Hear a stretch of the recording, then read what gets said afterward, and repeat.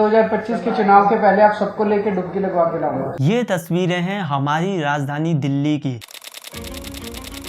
एक ऐसा शहर जिसे भारत का दिल कहा जाता है। लेकिन आज कंडीशन ऐसी है कि यहाँ के लोग सांस तक नहीं ले पा रहे हैं। हम तो खुद सीनियर सिटीजन है, लेकिन छोटे छोटे हमारे पोता पोती है, उनको भी दिक्कत हो रहा है स्कूल जाने में।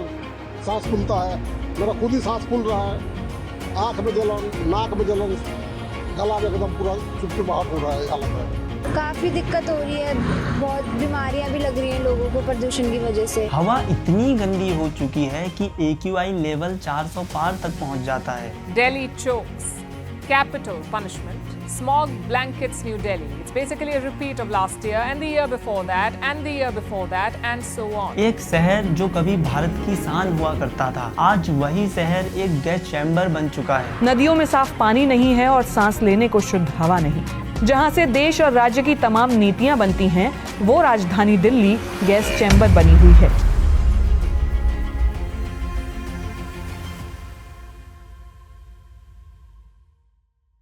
दूसरी तरफ ये है हमारे सरकारी कैंपेन्स हैं, जिनमें स्वच्छ भारत का सपना दिखाया जाता है। अरे वोट नहीं मिलेंगे तो क्या यमुना को बेहाल छोड़ देंगे?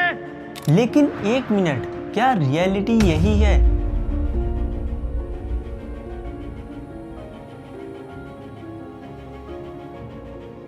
सवाल ये है कि क्या भारत सच में साफ हो रहा है या फिर हमें एक ऐसी तस्वीर दिखाई जा रही है जिसे हम सच मान रहे हैं। एनवायरमेंटल परफॉर्मेंस इंडेक्स के अकॉर्डिंग 180 कंट्रीज में इंडिया की रैंक 176 है, जो केवल पाकिस्तान, वियतनाम, लाओस और म्यांमार से ही ऊपर है।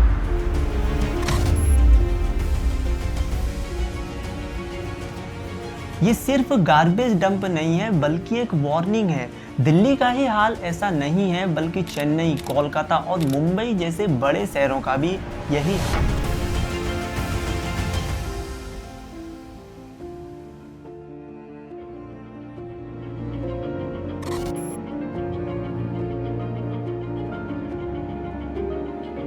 अब आप कहेंगे कि इसमें सरकार की गलती है, लेकिन सच ये है कि प्रॉब्लम सिर्फ पॉलिसीज की नहीं, हमारी खुद की भी है।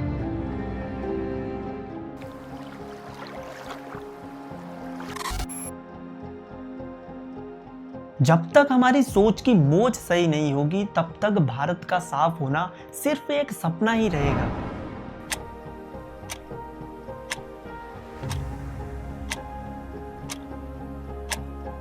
तो आज इस वीडियो में हम जानेंगे क्यों भारत कभी साफ नहीं हो सकता।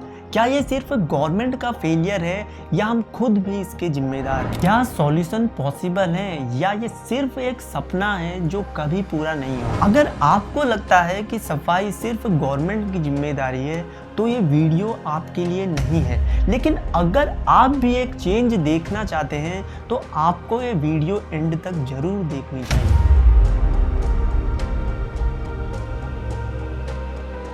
अगर हम सच में देखें तो हमारा भारत सफाई के मामले में दुनिया के सबसे गंदे देशों में काउंट होता है, और हमें लगता है कि स्वच्छ भारत अभियान के बाद सब कुछ क्लीन हो गया है।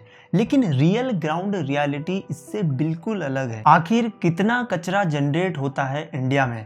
इंडिया हर दिन 1.7 लाख मीट्रिक टन से ज्यादा सॉलिड वेस्ट जनरेट करता है। इसका मतलब है कि इंडिया हर दिन 17 crore kilo solid waste generate करता है। एक डंप ट्रक का वेट 15 मीट्रिक टन होता है। 1.7 लाख मीट्रिक टन वेस्ट का मतलब होता है 11,333 dump trucks full load waste लेकर चलेंगे। अगर इन सभी ट्रक्स को लाइन में लगा दिया जाए तो ये 150 किलोमीटर लंबी एक लाइन बनाएंगे।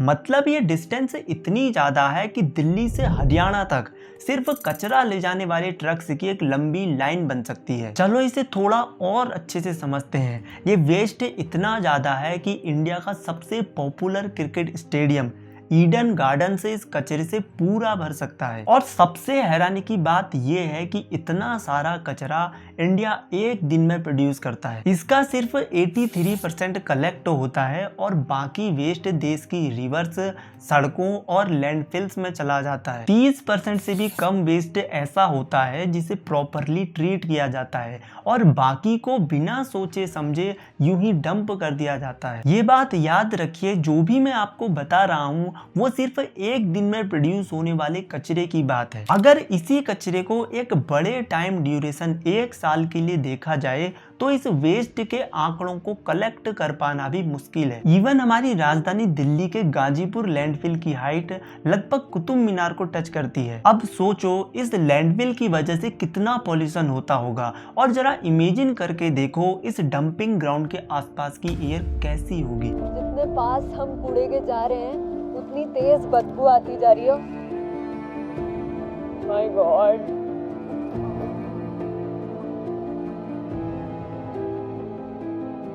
कम से कम लाखों लोग रह रहा है, सब बेसहारा हो रहा है, लाखों लोग रह रहा है।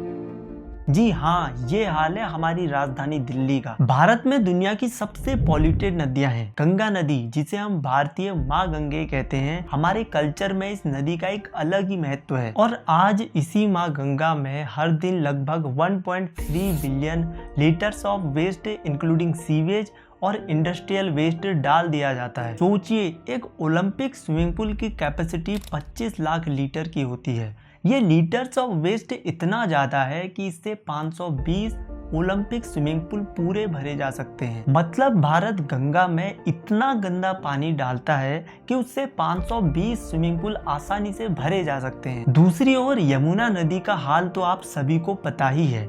आप ये समझें कि हमारी राजधानी दिल्ली से यमुना नदी महज 2% गुजरती है और यमुना नदी का यही हिस्सा सबसे ज्यादा प्रदूषित है। आप इस बात का अंदाजा ऐसे लगा सकते हैं कि दिल्ली में यमुना एक गंदा नाला बन चुकी है और ये पानी इतना गंदा है कि इस पानी को कोई पी भी नहीं सकता। इस वीडियो की रिसर्च के दौरान हमें ये भी पता चला कि बेंगलुरु की बेलंदुर लेक तो इतनी गंदी हो चुकी है कि उसमें कभी कभी आग भी लग जाती है, जिसकी वजह और कुछ नहीं सिर्फ सीवेज और इंडस्ट्रियल वेस्ट है। स्वच्छ सर्वेक्षण रैंकिंग के मुताबिक सिर्फ सूरत, इंदौर और नवी मुंबई जैसी ही कुछ सिटीज ऐसी हैं जो सफाई में आगे हैं। दिल्ली, चेन्नई और कोलकाता जैसी बिग सिटीज में गार्बेज और पॉल्यूशन का इशू बहुत ज्यादा है। आप ये इमेजेस देखो, ये किसी बहते हुए नाले से कम नहीं लग रही हैं, लेकिन ये तस्वीरें हैं महाराष्ट्र मुंबई मीठी रिवर की। मुंबई की ये रिवर अब सिर्फ कचरे का एक नाला बन चुकी है। अब एक बार आप रुक कर ये सोच कर देखो, जहाँ एक और भारत में नदियों की पूजा की जाती है, वहीं दूसरी ओर भारत की नदियों का ये हाल। अब क्या ये नदियाँ साफ नहीं हो सकती? इसके बारे में तो हम आगे बात करेंगे ही, लेकिन जिस इंडिया को हमें ट्रिलियंस ऑफ इकोनॉमी की तरह दिखाया जाता है, उसका एक बेसिक स्ट्रक्चर ऐसा है।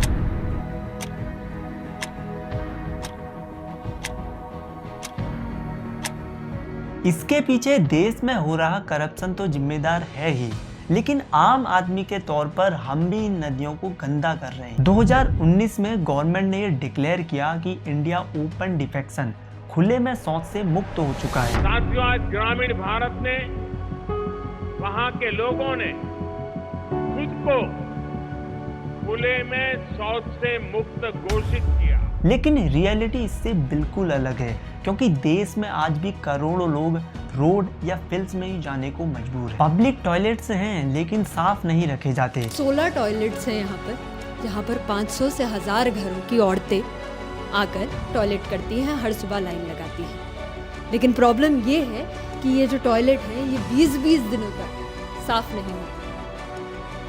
अगर आप कैमरा घुमाएंगे और हर एक टॉयलेट के अंदर देखेंगे तो पता चल जाएगा कि हालत कैसी है। मतलब ये हालत ऐसी है कि ये सेफ तो नहीं है। इवन कई पब्लिक टॉयलेट्स की हालत तो ऐसी है जहां पानी तक नहीं होता। अब जरा सोचो भाई, तुमने कर तो लिया लेकिन फ्लश कैसे करोगे? ये टॉयलेट से इतनी बदबू मारते हैं कि कोई भी इंसान इन्हें एक बार यूज करने के बाद यहाँ दोबारा तो कभी नहीं जाना चाहिए। अब यहाँ पर एक क्वेश्चन ये भी आता है कि जब देश में इतने सारे म्युनिसिपल वर्कर्स हैं जो देश को साफ रख सकते हैं, तो भी हमारा देश इतना गंदा क्यों है?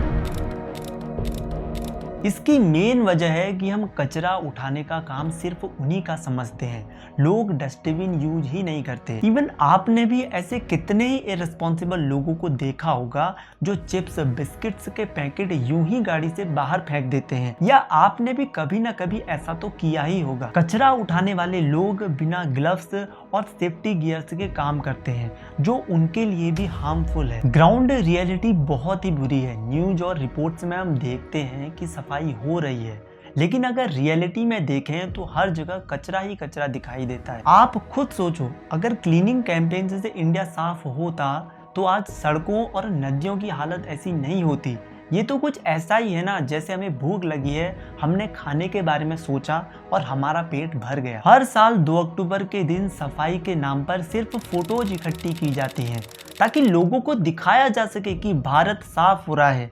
लेकिन अगर ऐसे ही रियलिटी से दूर हटकर सिर्फ फोटोज इकट्ठा की जाती रही तो एक और साल बदलेगा, लेकिन रियलिटी वही रही।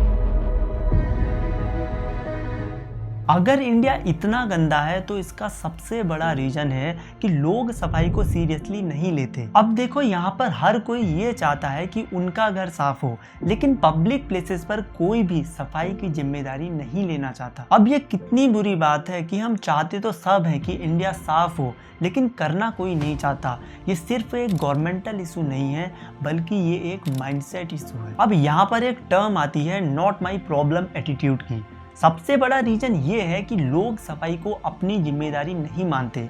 अगर उनका घर गंदा हो तो तुरंत साफ करेंगे, लेकिन अगर यही कचरा रोड या पब्लिक प्लेसेस में हो तो बस कंप्लेन करेंगे पर कुछ करेंगे नहीं। एक आदमी कार में बैठकर पान खाता है और रैपर या गुटखे का पीक बाहर फेंक देता है, लेकिन उसके घर में कोई ऐसा करे तो गुस्सा हो जाएगा। रेलवे स्टेशन पर लोग प्लास्टिक बॉटल्स, रैपर्स और न जाने क्या क्या यूं ही फेंक देते हैं, लेकिन अगर कोई यही चीज उनके घर के आसपास करे तो वो काटने को दौड़ते हैं। हैरानी की बात यह है कि गुटखे के दागों को मिटाने के लिए इंडियन रेलवे हर साल 1200 करोड़ रुपए और न जाने कितने लीटर्स पानी खर्च कर देती है। अगर हर साल यही पैसा इंडिया के गवर्नमेंट स्कूल्स के डेवलपमेंट में लगाया जाता तो आज उनकी हालत ऐसी नहीं होती। हमारे अंदर ये मेंटालिटी न जाने कहां से आ गई कि हम यही सोचते हैं कि सफाई का काम सिर्फ मजदूर का है। इंडिया में एक बड़ी कल्चरल प्रॉब्लम है कि लोग सफाई को लोअर क्लास का काम समझते हैं। आज से कुछ साल पहले सफाई का काम सिर्फ कचरा उठाने वाले लोगों का होता था, पर यह कितनी शर्मनाक बात है कि ये थिंकिंग आज 2025 में भी एग्जिस्ट करती है। आज अगर आप एक रिच मिडिल क्लास के हाथ में झाड़ू दे दो तो वो कहेगा ये काम मेरा नहीं है। रोड पर कचरा देखकर लोग बस कंप्लेन करते हैं, लेकिन अगर उनसे अपने हाथ से कूड़ा उठाने को कहा जाए तो उन्हें मौत आती है। इंडिया में लोगों की सोच इतनी छोटी है कि लोग कूड़ा उठाने जैसा काम सिर्फ म्युनिसिपैलिटी वर्कर्स का ही समझते हैं, लेकिन फॉरेन कंट्रीज में ऐसा नहीं होता। वहाँ हर आदमी अपनी सोसाइटी और रोड्स को साफ रखता है। हमें ये बात समझनी होगी कि सफाई का काम सिर्फ कर्मचारियों का नहीं, ये हम सब की रिस्पॉन्सिबिलिटी है। इंडिया में एक और बड़ा इशू है, चलता है एटीट्यूड।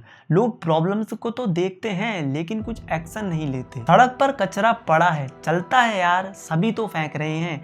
रेलवे स्टेशन गंदा हो रहा है, कोई बात नहीं यार, हमारा स्टेशन थोड़ी है। कोई आदमी बीच या पार्क में प्लास्टिक फेंक रहा है, कोई बात नहीं यार, एक से क्या ही फर्क पड़ेगा। अब यहाँ पर लोग ये नहीं समझते एक आदमी करे तो छोटी प्रॉब्लम लगती है, पर यही जब करोड़ों लोग करें तो एक डिजास्टर बन जाता है। हमारे दिमाग में ये बात रहनी चाहिए, अगर हर आदमी सोचता है कि एक से क्या होगा तो 1.4 बिलियन लोग सोच रहे हैं। इंडिया में स्कूल्स और कॉलेजेस में ये पढ़ा तो दिया जाता है कि cleanliness is next to godliness, मतलब स्वच्छता ईश्वरीयता के आगे है, पर स्कूल से निकलने के बाद कौन सा ही बच्चा इसे याद रखता है। एक हाथ से चिप्स खाया और दूसरे हाथ से रैपर नीचे सड़क में फेंक दिया। बहुत ही कम बच्चे ऐसे होते हैं जो रैपर डस्टबिन में डालते हैं। बड़ा दुख होता है ये देखकर जब कोई बच्चा कुछ खाता है और रैपर वहीं पर फेंक देता है। जरा सोचिए ये किसकी गलती है? ये गलती उन बच्चों की नहीं, ये गलती हमारी ही है, क्योंकि बच्चा जो देखता है वही सीखता है। हम ये बात क्यों नहीं समझते कि जो हम करेंगे वही हमें देखकर छोटे बच्चे भी करेंगे। एक 13 साल का बच्चा चलती हुई कार से चिप्स का पैकेट फेंकते हुए एक आदमी से क्या सीखेगा? वो बच्चा तो यही सीखेगा ना कि चलती हुई कार से कूड़ा फेंकना सही है। हम ही देश के बच्चों को सही चीज भी सिखा सकते हैं और गलत चीज भी। क्लीनलीनेस सिर्फ एक सब्जेक्ट नहीं होना चाहिए, बल्कि ये हमारी एक हैबिट होनी चाहिए। इंडिया में सफाई को लेकर कोई स्ट्रिक्ट पनिशमेंट है ही नहीं जो लोगों को केयरलेस बनाता है। इंडिया में गंदगी करने पर 200 रुपए का फाइन है जो कोई देता नहीं और पुलिस मांगती भी नहीं। जब तक लोगों को फाइन का डर नहीं होगा तब तक ये प्रॉब्लम सॉल्व नहीं होगी। अगर हम इंडिया को क्लीन देखना चाहते हैं तो सबसे पहले हमें अपना माइंडसेट बदलना पड़ेगा। जब तक हर आदमी सफाई को अपनी जिम्मेदारी नहीं मानेगा तब तक कुछ नहीं बदलेगा। सफाई एक रिस्पॉन्सिबिलिटी है, ना कि कोई ऑप्शन। अगर हम चेंज नहीं हुए तो इंडिया कभी क्लीन नहीं होगा।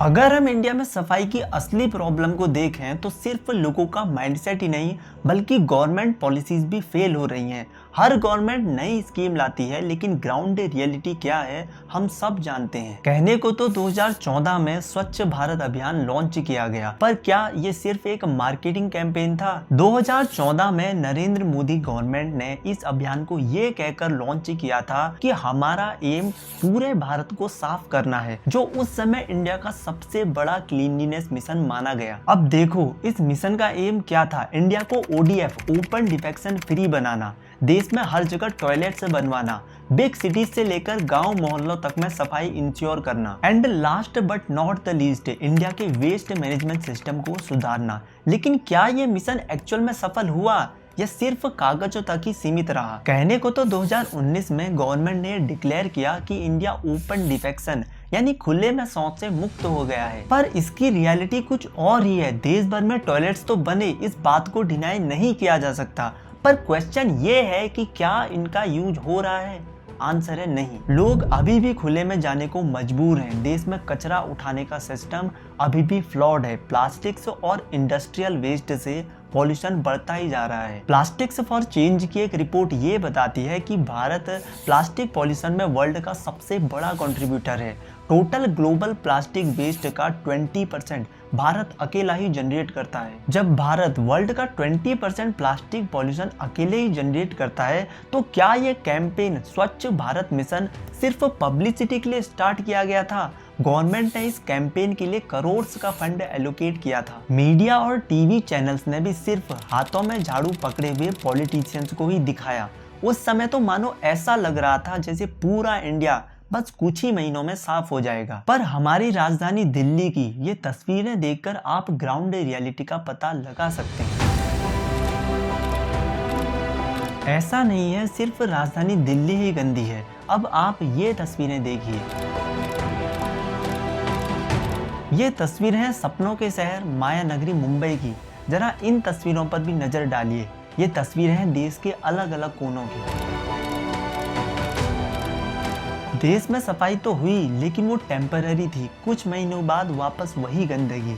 हम इस बात को क्यों नहीं समझते कि स्वच्छ भारत सिर्फ स्लोगन से नहीं बल्कि हमारे एक्शंस से बनेगा। गवर्नमेंट ने मल्टीपल टाइम से प्लास्टिक बैन अनाउंस किया, लेकिन क्या ये रियलिटी में इम्प्लीमेंट हो रहा है? प्लास्टिक प्रोडक्शन अब भी चल रहा है, सिर्फ रिटेल लेवल पर ही प्लास्टिक को बैन किया गया है। स्ट्रीट वेंडर्स और स्मॉल बिजनेसेस अभी भी प्लास्टिक ही यूज कर रहे हैं क्योंकि अल्टरनेटिव्स महंगे हैं। पब्लिक अवेयरनेस नहीं है, लोग अभी भी बिना सोचे समझे प्लास्टिक ही यूज करते हैं। अब आप एग्जाम्पल के लिए मुंबई को ही देख लो। मुंबई गवर्नमेंट ने कई बार प्लास्टिक बैन अनाउंस किया, पर कुछ महीनों बाद फिर वही लोग फिर से प्लास्टिक यूज करने लगे। पॉलिसीज बनाने से ही प्रॉब्लम सॉल्व नहीं होती, उसको इम्प्लीमेंट और उसका मैनेजमेंट भी करना पड़ता है। देखो इंडिया क्लीन हो सकता है, पर जब तक गवर्नमेंट और लोग सीरियस नहीं होंगे तब तक कुछ नहीं बदलेगा। इंडिया गंदा होता रहेगा और हम उसी गंदगी में जीते रहेंगे।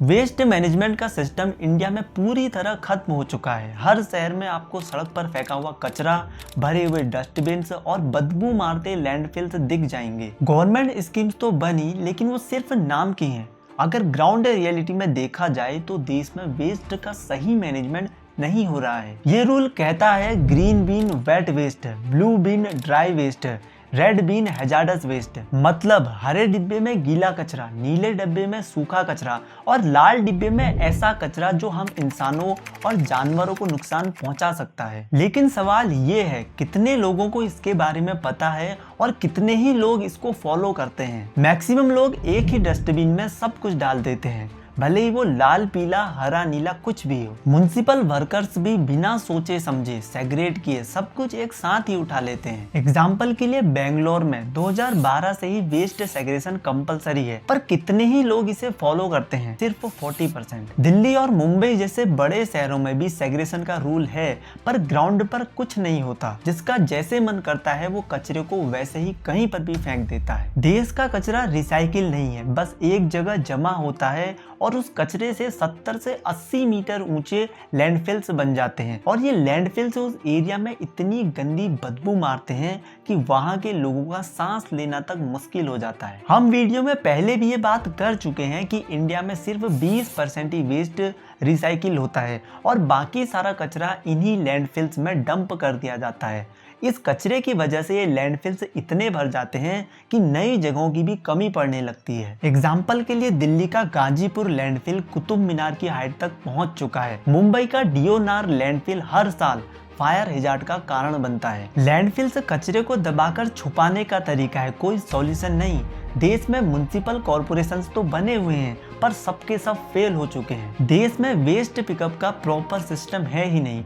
कई जगहें ऐसी हैं जहां म्युनिसिपल ट्रक्स रेगुलरली नहीं आते और लोग कचरा सड़क पर ही फेंक देते हैं। म्युनिसिपल वर्कर्स बिना अलग किए कचरा उठा लेते हैं, इसलिए सेग्रेशन फेल हो जाता है। अब देश में करप्शन की प्रॉब्लम भी इतनी ज्यादा है कि कॉन्ट्रैक्टर्स पैसा तो दबा लेते हैं लेकिन कचरा नहीं दबा पाते। स्वीपर और क्लीनर्स की प्रॉपर मॉनिटरिंग नहीं होती। इस बात को हमें मान ही लेना चाहिए कि स्वीपिंग और क्लीनिंग सिर्फ दिखावे के लिए होती है। इस बात से भी एग्री नहीं किया जा सकता कि सफाई बिल्कुल नहीं होती। देश में उतनी सफाई तो होती ही है जितनी गवर्नमेंट दिखा सके। बिग सिटीज में सिर्फ वीआईपी एरियाज ही साफ दिखते हैं, बाकी जगह तो गंदगी ही रहती है। छोटी गलियों और स्लम्स में गवर्नमेंट की ये सर्विस पहुंच ही नहीं पाती। देश की इन गलियों और स्लम्स को देखकर तो आप अंदाजा लगा ही सकते हैं कि देश कितना साफ है।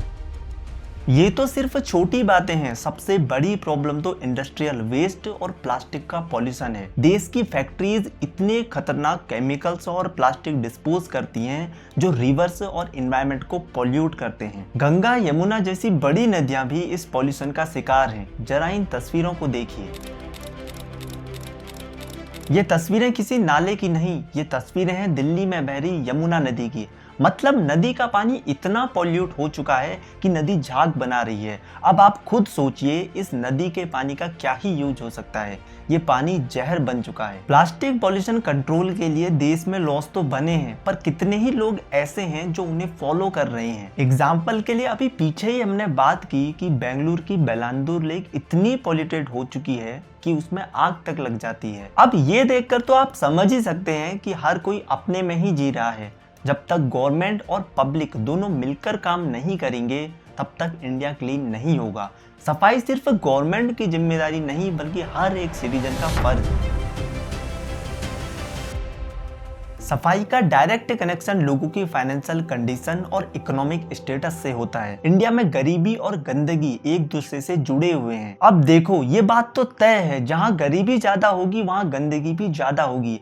यहाँ पर लोगों की सोच का नहीं बल्कि लोगों की मजबूरी का भी सवाल है। चलिए इस बात को समझते हैं कि क्यों देश में गरीबी और गंदगी एक दूसरे से जुड़े हुए हैं। सबसे पहली बात तो ये है कि देश में इंफ्रास्ट्रक्चर की कमी है। देश की पुअर एरियाज में पाइप्ड वाटर, प्रॉपर ड्रेनेज और सैनिटेशन की फैसिलिटीज नहीं है। जैसा हम पहले भी बात कर चुके हैं कि देश में पब्लिक टॉयलेट्स प्रॉपरली मेंटेन नहीं होते। लोग ओपन डिफेक्शन करने को मजबूर हैं। देश का सीवेज सिस्टम तो इतना बेकार है जिसकी वजह से गंदी बदबू, मॉस्किटो ब्रीडिंग और बीमारियां फैलती हैं। एग्जाम्पल के लिए मुंबई के धारावी स्लम में 10 बाय 10 की एक छोटी सी जगह में 8 से 9 लोग रहते हैं। एक कमरा है धारावी का, 6 बाय 6 इसकी लेंथ है, नीचे ब्रेथ है और ऊपर हाइट आप देख सकते हैं। 13 लोग इस कमरे में, 13 लोग। मतलब गलियां इतनी पास पास हैं कि इन स्लम्स में दिन में भी धूप नहीं पहुंच पाती। भाई साहब, जो घर हैं वो इतने चिपके हुए हैं कि रोशनी की भी जगह नहीं है दोनों के बीच में। जहाँ सूरज तेज चमक रहा है वहाँ इन गलियों को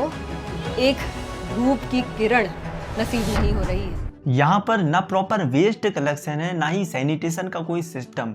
इसी वजह से इन एरियाज में बीमारियां फैलना बहुत ही कॉमन है। दूसरी प्रॉब्लम यह है कि हमारे देश में एजुकेशन और अवेयरनेस की कमी है। हमारे देश में अभी भी गरीबी इतनी ज्यादा है कि लोगों को बेसिक एजुकेशन तक नहीं मिल पाती। अब जब लोग बेसिक एजुकेशन ही अफोर्ड नहीं कर पा रहे हैं तो उन्हें हाइजीन और सैनिटेशन के बारे में क्या ही पता चलेगा। अगर लोगों के पास नॉलेज हो भी तो उनके पास रिसोर्सेज की कमी होती है। एग्जाम्पल के लिए हम एक मिडिल क्लास फैमिली को ही देख सकते हैं। हमें पता तो होता है कि प्लास्टिक पॉल्यूशन बहुत ज्यादा खतरनाक है, लेकिन हमारे पास प्लास्टिक से सस्ता कोई इको फ्रेंडली अल्टरनेटिव नहीं होता। जब तक एजुकेशन और फैसिलिटीज दोनों नहीं होंगी तब तक देश में सफाई मेंटेन नहीं हो सकती। यहाँ पर हमें ये बात भी समझनी पड़ेगी कि जो लोग डेली वेज अर्नर्स हैं उनके लिए सर्वाइवल पहले आता है, सफाई बाद में। अब भाई एक आदमी जिसकी रोज की कमाई 200 से 300 रुपए है, उसके लिए हाइजीन तो सेकेंडरी ही होगा। वो आदमी सिर्फ 2 वक्त की रोटी कमाने के बारे में ही सोचेगा,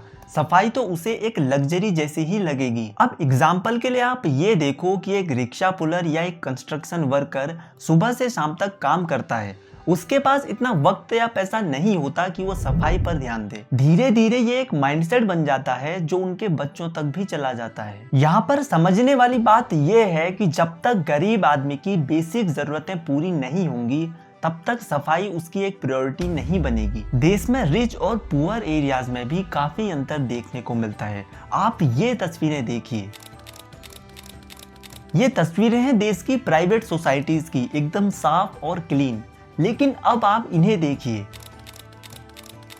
ये तस्वीरें हैं स्लम्स और अनडेवलप्ड एरियाज की, एकदम गंदगी से भरी हुई। प्राइवेट सोसाइटीज में पर्सनल हाउस कीपिंग होती है, म्युनिसिपैलिटी वर्कर्स भी यहाँ प्रॉपरली क्लीनिंग करते हैं, लेकिन देश की स्लम्स और अनडेवलप्ड एरियाज में ये फैसिलिटीज अवेलेबल नहीं होती। मतलब हम ये समझ सकते हैं कि यहाँ पर भी पैसा एक बड़ा फैक्टर है। देश में भ्रष्टाचार इतना ज्यादा है, अगर गवर्नमेंट इन स्लम्स को साफ करने के लिए फंड रिलीज करती भी है तो सारा पैसा ऊपर ही दबा लिया जाता है। इंडिया में सफाई एक प्रिविलेज बन चुकी है। जो अमीर हैं उनके आसपास एनवायरनमेंट साफ है, लेकिन जो गरीब हैं उन्हें सिर्फ गंदगी मिली हुई है। स्वच्छ भारत अभियान का फोकस भी सिर्फ वीआईपी और अर्बन एरियाज पर ही रहा। स्लम्स और रूरल एरियाज में इसका इम्प्लीमेंटेशन खत्म रहा। देश में पब्लिक टॉयलेट्स तो बन गए लेकिन उनका प्रॉपरली मेंटेनेंस नहीं हो रहा। म्युनिसिपल वर्कर्स भी सिर्फ दिखावे के लिए स्लम्स में जाकर सफाई करते हैं। देश में सफाई भी एक हैबिट होनी चाहिए, लेकिन सफाई भी सिर्फ अमीर और गरीब का अंतर बन के रह गई है। इंडिया को क्लीन बनाना पॉसिबल है, पर सिर्फ एड्स और स्लोगन से नहीं, बल्कि ग्राउंड लेवल पर प्रॉपर एग्जीक्यूशन से हम ऐसा कर सकते हैं। अब देखो, ये सिर्फ गवर्नमेंट का काम तो नहीं है। अगर इंडिया को क्लीन करना है तो पब्लिक, गवर्नमेंट और प्राइवेट सेक्टर तीनों को एक साथ मिलकर काम करना होगा। अगर जापान, सिंगापुर और जर्मनी जैसी कंट्रीज सफाई को मेंटेन कर सकती हैं तो इंडिया क्यों नहीं। पर सबसे बड़ा सवाल ये है, क्या ये सिर्फ एक सपना है या हम सब मिलकर इसे रियलिटी बना सकते हैं। आइए कुछ पॉइंट्स के जरिए इसे समझते हैं। सबसे पहले हमें माइंडसेट सेट करना होगा, क्योंकि यहाँ पर सारा खेल माइंडसेट का ही है। हमें कल्चरल और साइकोलॉजिकल थिंकिंग को बदलना होगा। लोग सफाई को सिर्फ गवर्नमेंट की रिस्पॉन्सिबिलिटी न समझें, ये मेरा काम नहीं वाली सोच बदलनी होगी। अब देखो, इसे हम इस एग्जाम्पल से भी समझ सकते हैं कि जापान में हर इंसान अपनी जगह साफ रखता है। वहाँ पब्लिक प्लेसेस पर डस्टबिन नहीं होते, फिर भी कोई भी इंसान सड़क पर कूड़ा कचरा नहीं फेंकता। क्यों? क्योंकि बचपन से ही उन्हें ये हैबिट्स स्कूल में डेवलप कराई जाती है। इंडिया में भी अगर स्कूल लेवल से ही सफाई की इंपॉर्टेंस सिखाई जाए तो आप खुद सोचकर देखो, नई जनरेशन इस बात को कितना सीरियस लेगी। हमें ये बात याद रखनी होगी कि इंडिया एक दिन में तो नहीं, लेकिन एक दिन जरूर साफ होगा। दूसरा, हमें एक स्ट्रॉन्ग वेस्ट मैनेजमेंट सिस्टम बनाना होगा। सिटी, टाउन और यहाँ तक कि रूरल और स्लम एरियाज में भी हमें वेस्ट मैनेजमेंट सिस्टम सही करना होगा। ड्राई और वेट वेस्ट को अलग अलग कलेक्ट करना होगा। देश में लैंडफिल्स को कम करके रिसाइकलिंग सेंटर से बढ़ाने होंगे। अब आप एक बार खुद सोच कर देखो, बस इतना कुछ करने भर से ही हम इंडिया को कितना साफ कर सकते हैं। इंदौर भारत की सबसे क्लीन सिटी क्यों है? क्योंकि वहाँ वेस्ट मैनेजमेंट सिस्टम प्रॉपर है, जबकि कोलकाता और चेन्नई जैसी बिग सिटीज में वेस्ट सेग्रेगेशन और प्रॉपर डिस्पोजल का सिस्टम वीक है। अब क्वेश्चन ये है कि इंदौर सिटी ऐसा क्या कर रही है जो कोलकाता, चेन्नई और दिल्ली जैसी सिटीज भी नहीं कर पा रही हैं? आंसर ये है कि इंदौर सिटी अपना वेस्ट सेग्रेगेशन बहुत अच्छे तरह से कर रही है। इसके लिए उनके पास इनोवेटिव रिसाइकलिंग स्ट्रेटजीज और लोगों के बीच अवेयरनेस है। अब इंदौर के एग्जाम्पल से हम ये समझ सकते हैं कि हमें अपने शहरों को साफ करने के लिए बाकी कुछ करने की जरूरत नहीं, बस लोगों के बीच अवेयरनेस और थोड़े से इनोवेशन की जरूरत है। इतना कुछ करने भर से ही हम दिल्ली, चेन्नई और कोलकाता जैसी सिटीज को भी इंदौर बना सकते हैं। तीसरे नंबर पर हमें गवर्नमेंट पॉलिसीज को प्रॉपरली इम्प्लीमेंट करना होगा। 2014 में हमने स्वच्छ भारत मिशन को स्टार्ट तो किया, लेकिन अब हमें इसी मिशन को एग्रेसिवली एक्सपेंड करना होगा। जो भी पब्लिक प्लेसेस को गंदा करते हैं उनके ऊपर स्ट्रिक्ट फाइन और पेनल्टीज लगानी होंगी। सिर्फ कैंपेन चलाने भर से कुछ नहीं होगा और देशों की तरह हमें भी इंडिया में स्ट्रिक्ट लॉज लाने होंगे। देश में काफी सारा पॉल्यूशन कॉर्पोरेट्स और प्राइवेट सेक्टर्स की वजह से भी होता है। कंपनीज और इंडस्ट्रीज को रिस्पॉन्सिबल तरीके से वेस्ट डिस्पोजल करना होगा। अब क्योंकि कंपनीज और इंडस्ट्रीज तो सिर्फ पैसा छापने पर ध्यान दे रही हैं, गवर्नमेंट को ये ध्यान रखना होगा कि ये सारी कंपनीज पॉल्यूशन कंट्रोल लॉज को स्ट्रिक्टली फॉलो करें। एग्जाम्पल के लिए आईटीसी और कोका कोला जैसे बड़े ब्रांड्स प्लास्टिक वेस्ट को रिसाइकिल करने का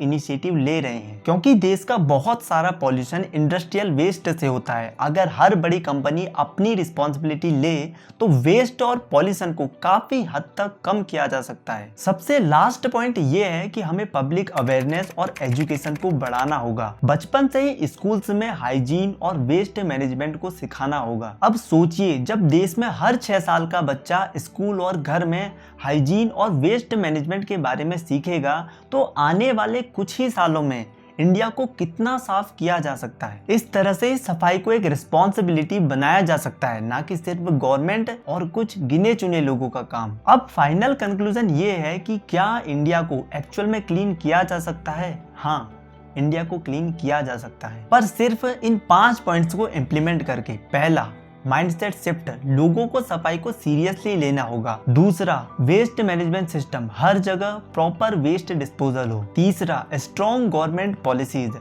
स्ट्रिक्ट रूल्स और पेनल्टीज होनी चाहिए। चौथा, कॉर्पोरेट्स और प्राइवेट सेक्टर्स का रोल, इंडस्ट्रीज को भी रिस्पॉन्सिबल होना होगा। पांचवा और सबसे ज्यादा इंपॉर्टेंट है एजुकेशन और पब्लिक अवेयरनेस। हमें बचपन से ही सफाई की आदत को डेवलप करना होगा। लास्ट में मैं यही कहूँगा, जिस दिन हर इंडियन ये बात समझ लेगा कि सफाई सिर्फ गवर्नमेंट की रिस्पॉन्सिबिलिटी नहीं बल्कि हर एक सिटीजन का फर्ज है, उसी दिन इंडिया पूरी तरह क्लीन हो जाएगा।